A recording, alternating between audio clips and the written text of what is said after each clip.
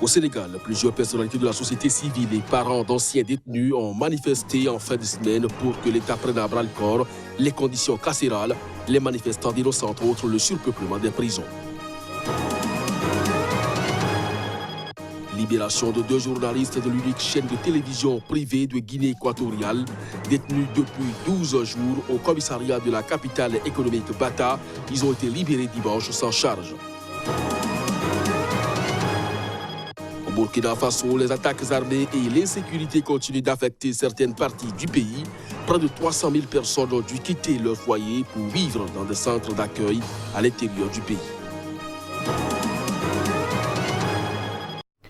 Ainsi se présente le sommaire de cette édition. Mesdames, Messieurs, bonjour et bienvenue. Au Burkina Faso, les attaques armées et l'insécurité continuent d'affecter certaines parties du pays. Près de 300 000 personnes ont dû quitter leur foyer pour vivre dans des centres d'accueil à l'intérieur du pays. Ces 100 000 autres ont été privés de soins en raison des attaques armées des groupes djihadistes. On fait le point à travers cet élément. Le Bureau des affaires humanitaires de l'ONU l'a martelé lundi. Les attaques armées et l'insécurité affectent toujours des parties du nord et de l'est du Burkina Faso, ce qui entraîne des déplacements forcés. Près de 289 000 personnes déplacées vivent dans des communautés d'accueil ou des sites de déplacement dans les régions centre-nord, est, nord et du Sahel. Et de plus en plus de personnes déplacées cherchent refuge dans des centres urbains tels que Djibo et Dori dans le Sahel ou encore Kaya au centre-nord selon OCHA. À cause de la violence, l'accès aux soins de santé est devenu une gageure dans certaines régions du Burkina Faso. Le Comité international de la Croix-Rouge a de son côté alerté lundi sur la situation sanitaire difficile dans le pays, estimant que 500 000 personnes se sont retrouvées privées de soins au cours des 6 derniers mois à cause de la violence armée. En effet, 125 centres de santé étaient affectés par la violence armée en août. 60 ont fermé leurs portes et 65 ne sont plus que partiellement opérationnels. Quant aux professionnels de la santé, ils sont nombreux à quitter les zones rurales en proie à la violence armée. Autre conséquence des violences armées, la famine et la malnutrition constituent une préoccupation majeure avec 1,2 million de personnes en situation d'insécurité alimentaire, selon le CICR. L'accès à la nourriture, aux moyens de subsistance et aux services de base devient de plus en plus difficile, tant pour les communautés déplacées que pour les communautés d'accueil, s'alarme l'agence onusienne. Au Sénégal, c'est la cabale contre les conditions de détention dans les prisons. Plusieurs personnalités de la société civile et parents d'anciens détenus ont manifesté vendredi pour que l'État prenne à bras le corps les conditions carcérales. Les manifestants dénoncent le surpeuplement dans les prisons, le nombre excessif des mandats de dépôt et les longues détentions sans jugement. Reportage, Tchèque Berthe, notre correspondant dans la région. Le Sénégal maltraite ses prisonniers sur cette banderole ou encore stop aux longues détentions sans jugement. Les mots étaient forts vendredi pour dénoncer les conditions de détention dans les prisons sénégalaises, en tête des activistes qui ont tous ou presque passé des jours derrière les barreaux, comme Guy Marius Sagnan, activiste influent et coordinateur du mouvement France Dégage, qui vient de sortir des prisons. La situation dans nos 37 établissements pénitentiaires est une situation inacceptable. Ça ne peut plus durer. Que des établissements pénitentiaires conçus pour 500 personnes en remplissent aujourd'hui 3000, c'est un scandale. J'ai l'habitude de dire que si ces prisons étaient des bateaux, il y a longtemps que ces prisons auraient coulé. Le mois dernier, 2 personnes ont perdu la vie dans une prison de Dakar suite à un mouvement de panique occasionné par un court-circuit électrique. Des morts qui ont envenimé la colère sur les conditions de détention dans les prisons, des conditions inhumaines, plusieurs fois dénoncées par les organisations de défense des droits humains. À la marche, Amnesty International a profité pour hausser les tons. Aujourd'hui, les conditions de détention dans les zones sénégalaises sont devenues inhumaines. Il faut donc que l'État prenne les mesures idoines pour construire de nouvelles prisons, n'est-ce pas, mais également prenne des mesures idoines pour réduire les longues détentions préventives, qui constituent une violation flagrante des droits humains des détenus. Un détenu en détention provisoire est présumé innocent. Le garder en prison pendant des années, le juger, le relaxer ou l'acquitter sans aucune indemnisation est inacceptable. Pour diminuer la population carcérale, les manifestants exigent des peines alternatives à l'emprisonnement. Par exemple, l'introduction des bracelets électroniques afin que les présumés puissent rester en liberté avant leur procès. Libération de deux journalistes de l'unique chaîne de télévision privée de Guinée équatoriale, détenus depuis une douzaine de jours au commissariat de la capitale économique Bata. Ils ont été libérés dimanche sans véritable charge. Reportage. Melanio Nkogo et Ruben Dario Bakal, tous deux journalistes de la télévision à Songa, avaient été arrêtés le 27 août dernier, mais aucune charge n'a été retenue contre eux et la nature des faits qui leur sont reprochés n'a pas été précisée par la police d'après les intéressés. Ils jugent avoir été détenus par intimidation. La chaîne avait le week-end précédant leur arrestation diffusé une interview réalisée par les deux journalistes avec un juge du tribunal d'instruction de Bata qui avait été suspendu de ses fonctions quelques jours auparavant. Melanio Nkogo a déclaré qu'il continuera à exercer la profession de journaliste en donnant les informations de façon objective. Le journaliste estime devoir sa libération au chef de l'État et au vice-président de la République qui auraient, selon lui, ordonné leur libération. Reporters sans frontières avait appelé à leur libération, estimant que leur arrestation illustrait l'extrême vulnérabilité des journalistes équato-guinéens qui craignent pour leur liberté.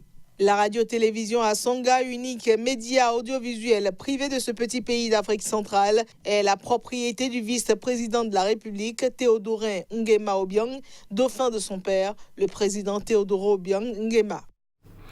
Le Caire œuvre au retrait du Soudan de la liste noire américaine des États soutenant le terrorisme. C'est ce qu'a fait savoir lundi à Khartoum le ministre des Affaires étrangères égyptien, Sameh Krichoukri. Reportage.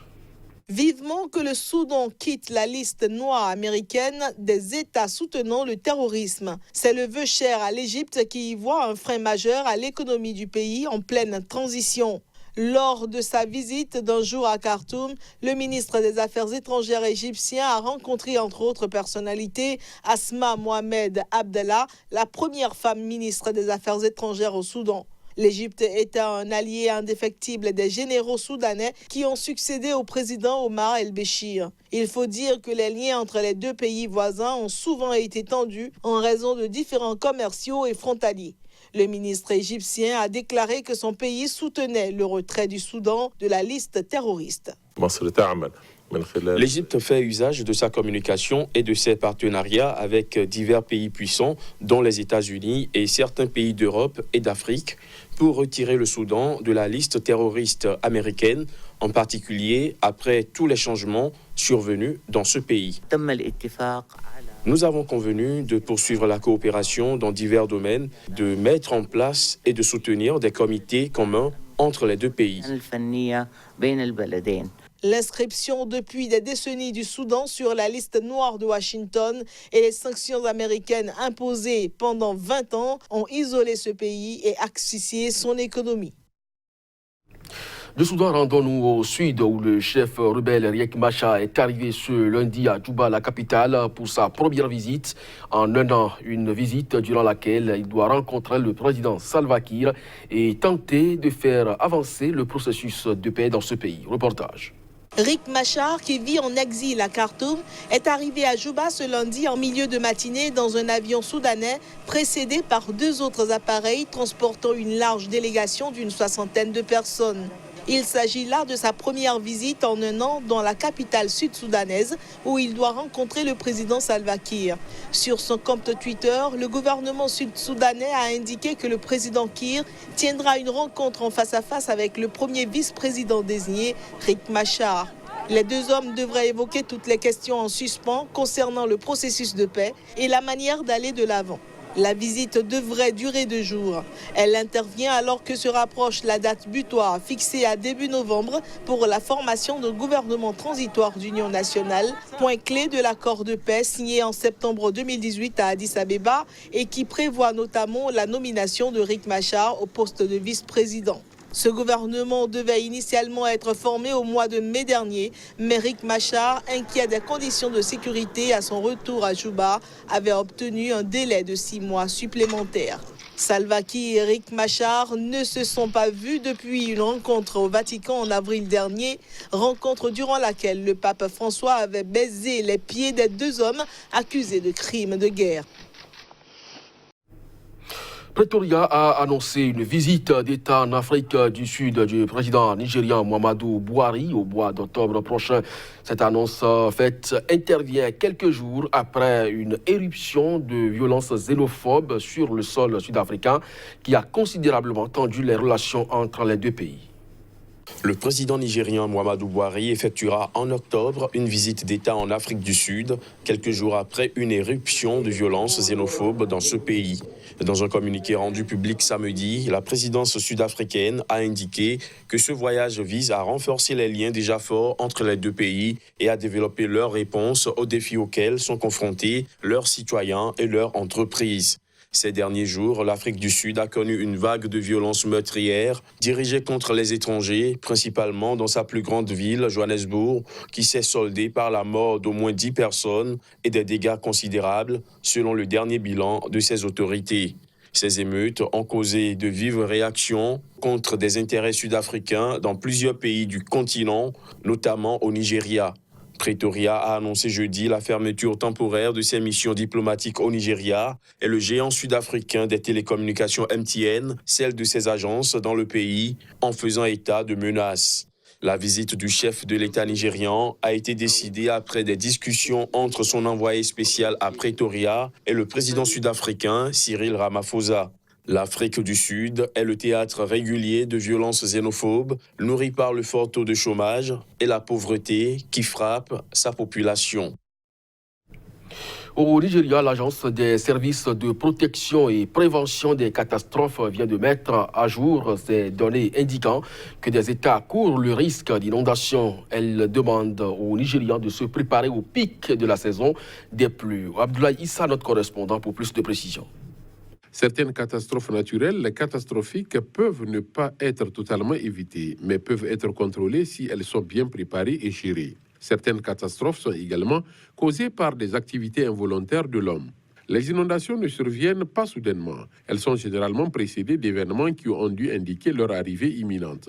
Au Nigeria, les présages des inondations sont déjà là. Sommes-nous attentifs aux augures? L'Agence des services hydrauliques du Nigeria a prédit plus d'inondations et mis 15 États ainsi que la capitale Abuja en alerte rouge et a demandé aux Nigérians de se préparer au pic de la saison des pluies pour 2019. Lagos, une ville côtière, est l'un des États qui, selon les prévisions de l'agence, serait frappé par une inondation qui serait occasionnée par une forte intensité de précipitations de longue durée. L'Agence des services hydrauliques du Nigeria a également alerté 14 autres États, à savoir Niger, Edo, Imo, Abia, Jigawa, Adamawa, Delta, Cross River, Oyo, Enugu, Kebbi, Nasarawa et Bauchi. L'agence a indiqué que les 36 États de la Fédération et Abuja connaîtront également différents niveaux d'inondation.